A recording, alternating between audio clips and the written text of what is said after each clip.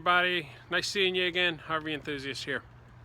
Hey, it's 38 degrees, heading to about 41 degrees, and it's raining.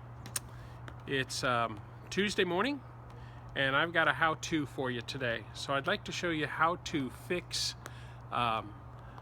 granite or stone hard surface on your floor or on your countertop. It is a hard surface. By that I mean granite or stone. I don't mean laminate.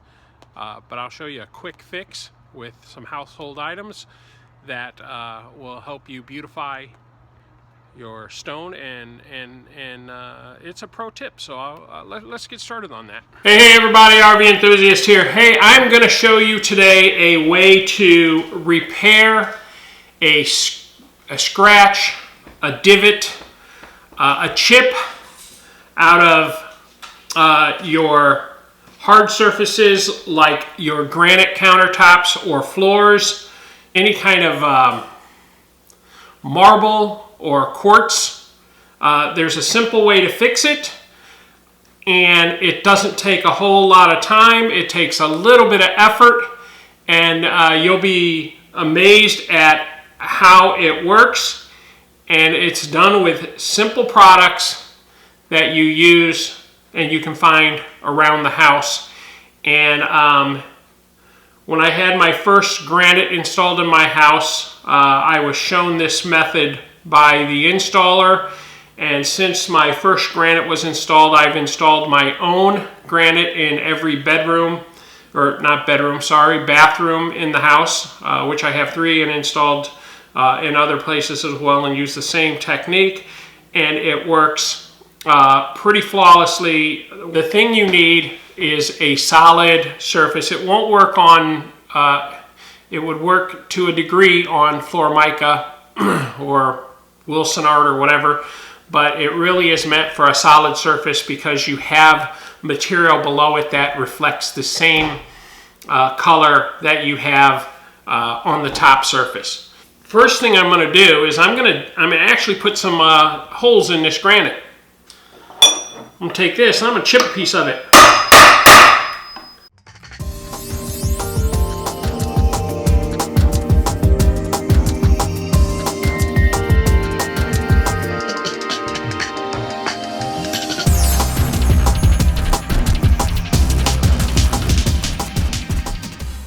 All right. Okay. And we will show you some of these marks that I put in. You can see right here's a mark. That's that big scratch I put in it. But I want to get some light to reflect off of it. There you go. See it in there? That's a big mark right there. There's another divot. Anyway, I've got several of them in here. There's another one. Okay, so something else I'm going to do, I'm going to take a marker and I'm going to mark around them so they'll be easier to see. So we know where we're dealing with, so we don't have to hunt as bad.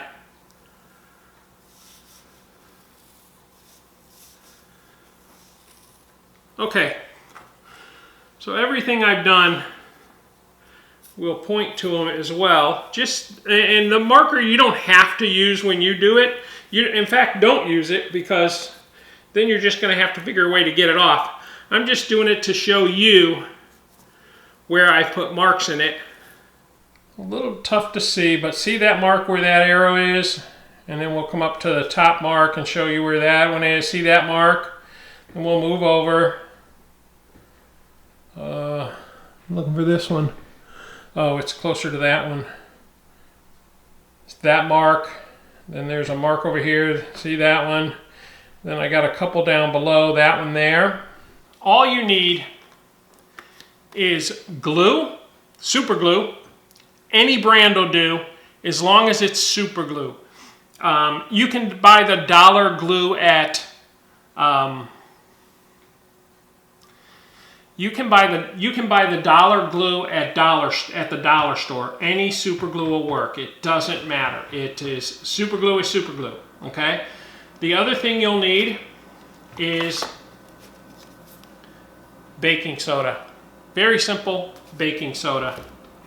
And you will need a single-edged razor blade.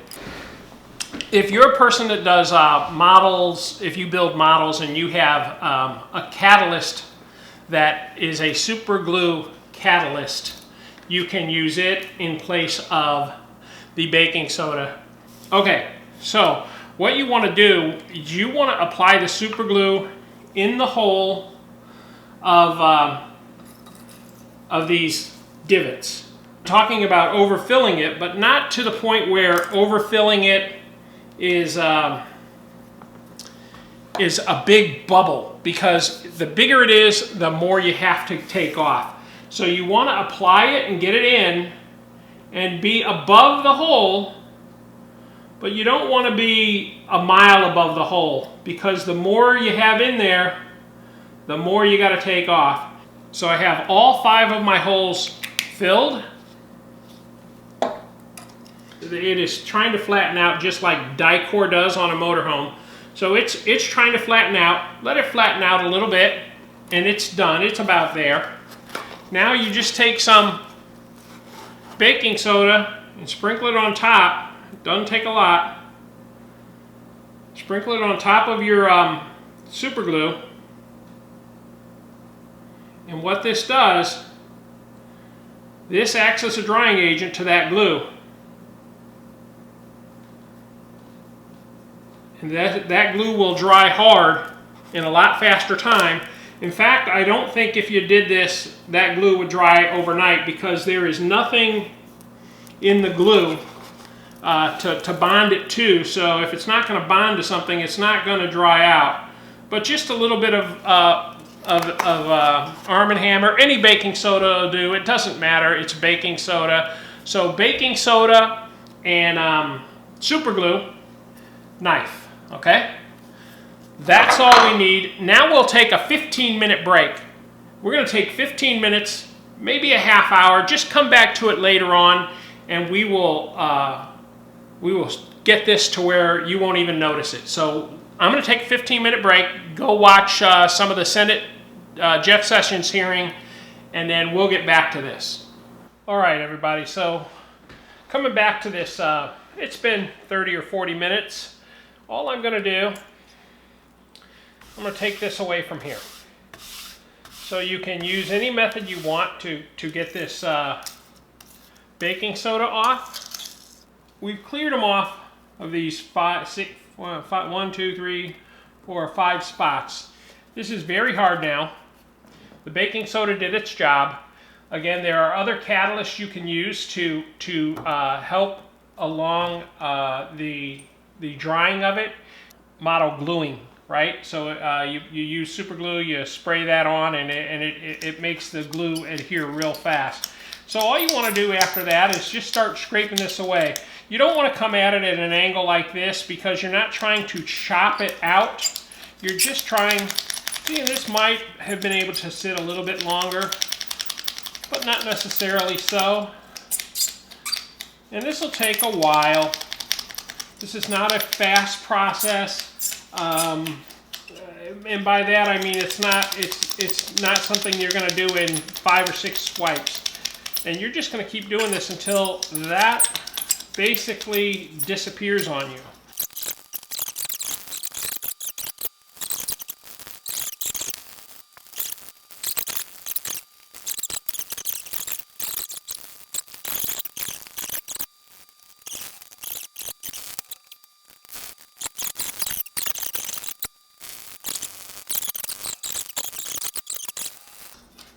And you go both ways. You can go any way.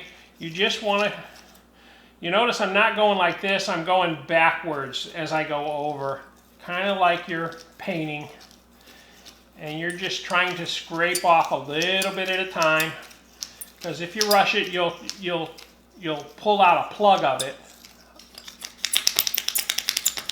It works. And again, 2 or 3 days later, after all this is all done, I would challenge your wife, or your wife might be the bad person, because they're eagle-eyed, but I would challenge you to find it. I have several of them in my granite at home. And one from the installer. One or two from the installer. And I certainly cannot see them.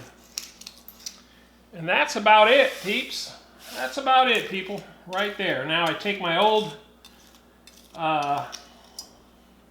baking soda and pour it back in the box. No, don't do that. I'm just kidding.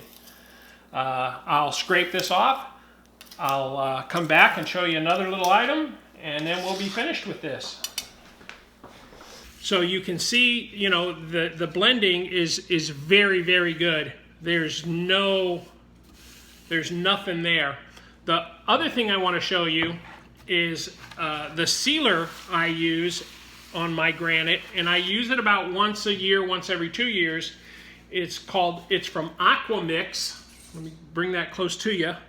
It's from Aquamix, and it's Enrich and Seal.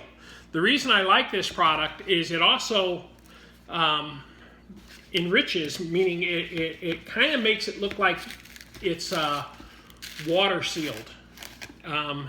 It really enhances the granite. So I poured just a little bit on it. This bottle, it's not cheap stuff. This bottle's like, and it's I don't know, 16 ounces, 20 ounces, 24 ounces, 24 ounces. And this is about $50. Said you don't have to use it for what we just did, but just to show you a little bit, I don't use a whole lot. I mean, that's a half $1 size, which is too much for this little piece of granite. But then 2 paper towels. The first one I'm going to use is to wipe it on. If you look at it, I don't know if you can see from that angle, probably not, but it just makes it look three-dimensional. It's way better than your granite looking flat. You can, if you had a rubber glove, you can put this on and just rub it in with your hand, all over the surface. I'm not going to do that because I don't have a rubber glove on. Now you let it sit on there a little bit. Doesn't have to be long, but a little bit. The longer, the more it reaches in. And then just wipe it back down. All right, everybody, that's all I got. It looks great. Remember, full-time, part-time, anytime is a great time to RV, and this is just another DIY tip for you. Thank you so much for joining me. To like, share, and subscribe, click the logo to the left.